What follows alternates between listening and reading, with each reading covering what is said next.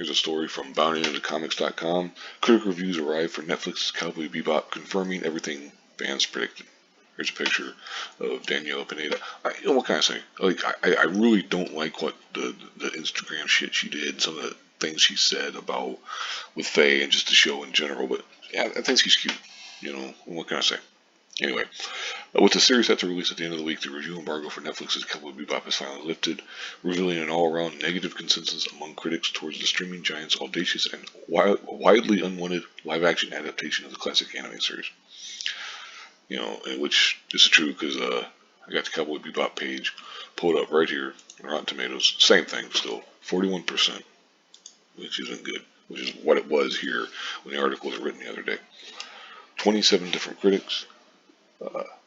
Likewise, on fellow review aggregator Metacritic, 16 critic reviews have left the show sitting at a 38 out of 100. It's like, Jesus Christ, man. That's shitty. Because, like, most critics, generally, unless your movie is actively bad, most critics will at least give you a 5 out of 10. Or a 2.5 out of 5, or 2 out of 4, or whatever. They'll generally give you something around the 50 mark. Although, you want to be higher. A lot of times it is. If your movie's just okay, usually they'll give you like a 60, a 6 out of 10, or something like that. Anyway, oops. Here's somebody from Collider, Cowboy Bebop's a Soulless remake. Here's a little further on, it says it's constantly at odds with itself. There's a picture. Here's somebody from Decider. All the good things about the show are portrayed by poor writing, uninspired action scenes, and a truly baffling obsession with the most annoying characters in the series. And it's like, oh, what the hell? Here's another critic. It's a show that works in small bursts but never coheres, and there's a depressingly manufactured sense to the whole thing, especially in shots directly copied from the original. It goes on to say it's like jazz, can't be faked. Here's a guy from Polygon.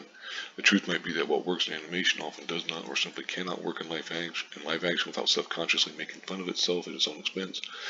Cowboy Bebop is new proof. So what can I say? I think she's cute here. But, she's been bitchy, her attitude and stuff, so that kind of ruins it, but whatever. One of the most positive reviews came from the Rolling Stones' Alan Sepinwall, who found Netflix's adaptation to be a fast-moving, pulpy hit. He also clarified that his outlook came from someone who had only seen clips of the Cowboy Bebop anime. Which that might be it. Maybe and I'm sure Netflix will say, well, this is a show for people who haven't seen the anime. But then it's like, at the same time, they lift things from the anime and kind of try to copy the overall style. Here's one from Paste Magazines. It often feels like a slap in the face. He's like, the unfortunate truth is Cowboy Bebop's failings will be blamed on a market unwilling to compromise. It's already happening with easy scapegoats like John Cho's age or Daniela Pineda's costume. Here's one freelance critic. If you've been on the fence, there's one point where Faye dramatically says, I'm not going to carry that weight. If you're a fan of the show, that means something to you. I won't bother going on because I've already gone over 3.5 minutes on this. I mainly just wanted to talk about the fact that it's like, once again, the critics, this is kind of like the Eternals, where the critics they're not liking this stuff. And it's like, it makes me wonder, are we seeing a change where the critics are no longer satisfied just by your woke stuff or whatever? Which, I don't know how woke Cowboy Bebop is. It's a series, so it's hard to say. We've only seen little tiny bits and stuff. I don't know overall. I'm almost expecting Jet Black to make at least a few comments about how hard it is for a black man in this world.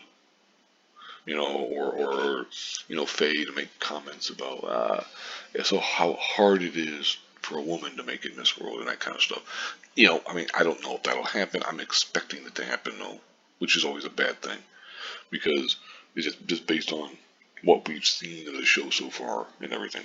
Anyway, it's just one of those things where it really makes me wonder, are critics, no longer satisfied with just, diversity and representation. And now they're starting to point out the flaws in the writing and all that kind of stuff.